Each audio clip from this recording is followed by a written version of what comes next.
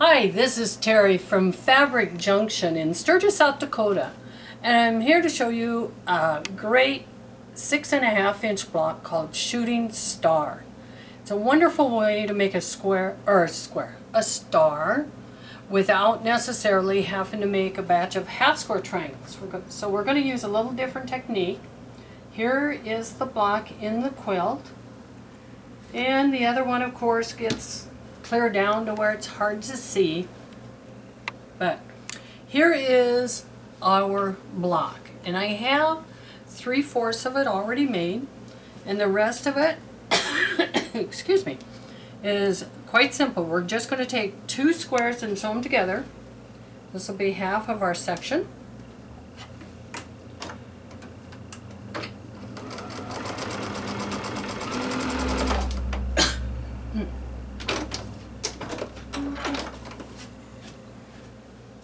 And of course press.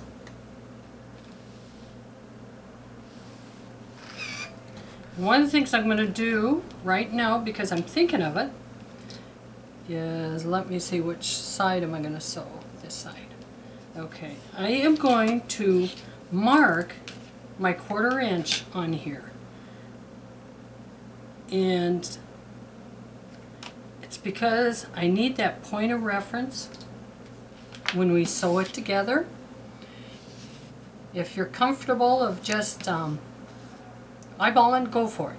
Most of the time I eyeball it, but for those that are learning or aren't as comfortable, we'll mark it 1/4 inch.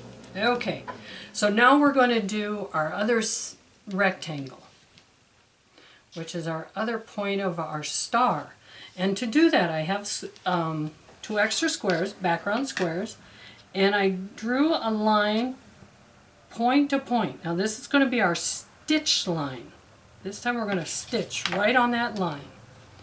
And I want to make sure that I'm going the right direction.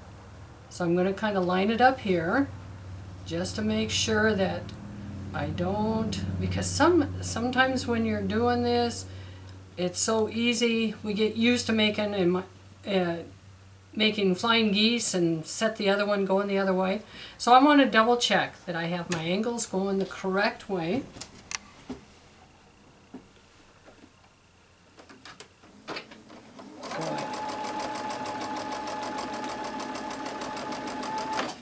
Sewing my stitch line. So it's kind of like the first step is just like making flying geese. Get rid of, take it, press it. Now we know on a flying geese we'd have our line going the other way, but this time we want it to go the same direction as we had before. So I want to make sure that my 2 lines are going to be parallel to each other.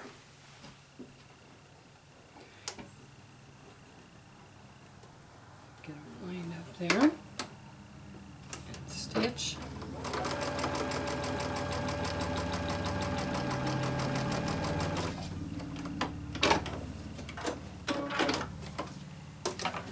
Again, trim away and press. So now we have our piece. I'm going to leave it that way because I need to line them up. Normally I'd have the pattern sitting right in front of me and I'd follow the pattern. Okay, now on this side, because of that angle, we also want to mark our 1/4 inch seam on this side. And this one I gently mark because when you're starting to work with an angle, it's sometimes very deceiving on how far a 1/4 inch is. So once I have those marked, I'm going to slip a pin into this one. I'm going to match it up with the one on this side. There we go. Now, unlike a lot of the things that we match up, this is not going to even feel quite right because the one seam doesn't butt up into the other one. It just crosses over on that one little intersection. But get your pin straight up and down, grab your second pin, pin close, and then you can sew, and you'll be able to see your little mark. Make sure that you're staying at your 1/4 inch.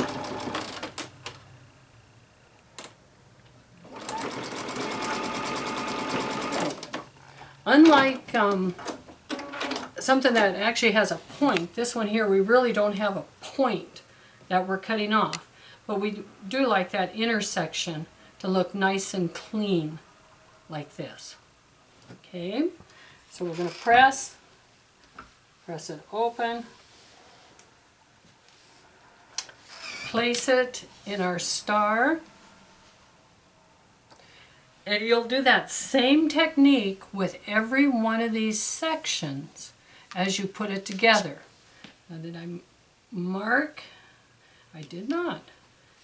Sometimes I mark ahead of time, sometimes not. But we'll get a little mark right there. I'm going to get myself all turned around here. There's my mark. There we go. Because I have that angle, as you can see, I want to make sure that I've got all my pieces going the right direction. So I've got the little mark, and I've got the mark on that one. And once again, same thing. Find your little mark.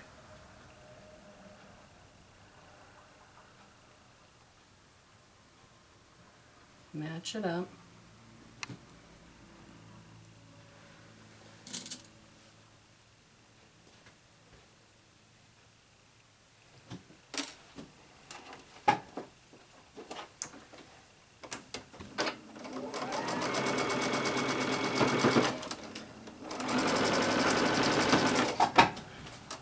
And I'm going to just once more. So if you haven't put things together in this technique to where we start and lay it out exactly the way we want it, and then flip the right hand one over the left hand and sew it together, the advantage is once we have, when we do it this way, find my mark,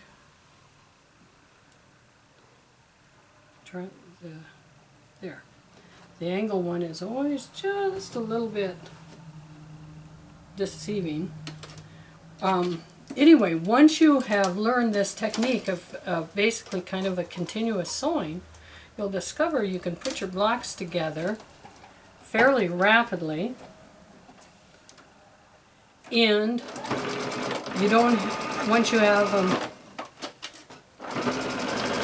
laid out, the chances of getting one turned, I'm not saying you won't ever, because I do once in a while get one turned the wrong way. There we go, those look beautiful. And of course I should have marked all my sides first, but you get the idea.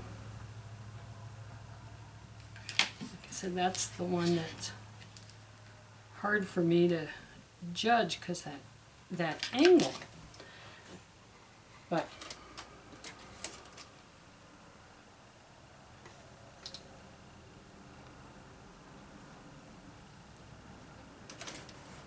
and in this case I have two of them. I'm going to pin this one from this side because it's just a little easier for me.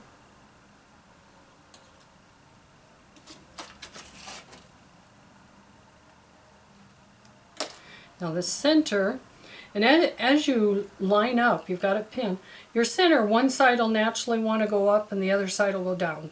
Don't fight it. Just let it fall the way it wants, because there's plenty of bulk there. That's where your star is coming together. And it'll just lay nicer if you just kind of let it lay where it wants to go. Okay, so we want to finish I've got my intersection. That one I could feel. If you have a problem feeling it, you might want to mark it. Oop. Same way as we did before, find the intersection and mark them. Pin the intersections together. Let's see how I did. Hey, not too bad. Got my points in there. I'm off a little bit there. I'll go back and correct that. The rest of them look really nice. So now that I have my block together, and like I said, one little section is off. Don't look too close. We're going to add the border. And there's my borders for my pot holder. Then I take my back,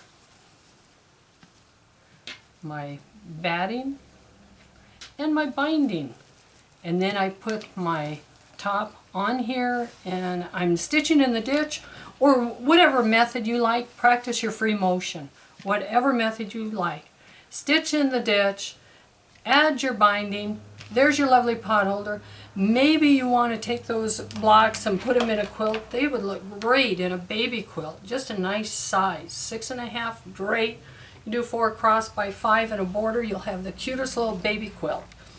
Well, check us out at junctionfabric.com and fabricjunctionjewels.blogspot.com. That's where all my cutting instructions are. And if you get by, stop in and see us. Thank you for watching.